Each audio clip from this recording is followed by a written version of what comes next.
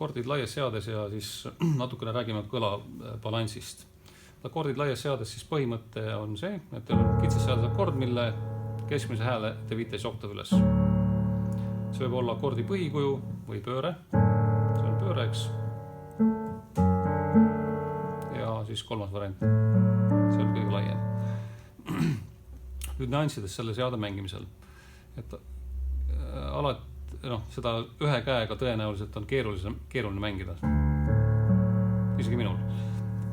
Ja kuna see saatefaktuur siis käib enamasti rahulikude lugude alla, siis võib seda mängida pedaaliga.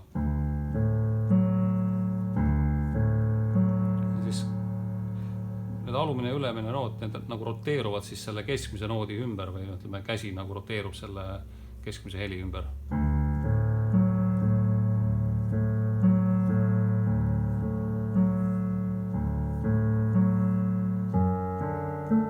See on võib-olla see liigutus, mida siis on vaja natukene jälgida ja õppida, et kui ta nagu loomulikult kohe ei tule.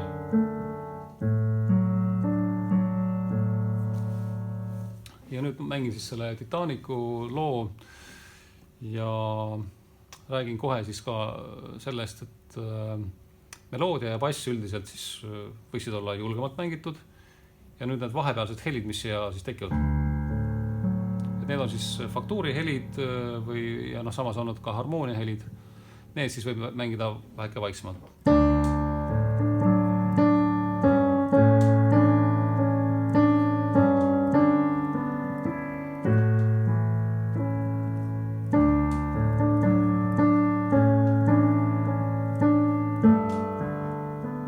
Et näete, siin läheb faktuuri heli nagu üle või meloodia heli isegi.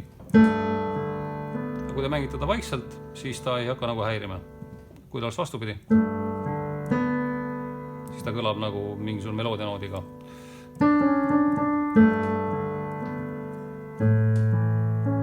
Ja siis B-osa on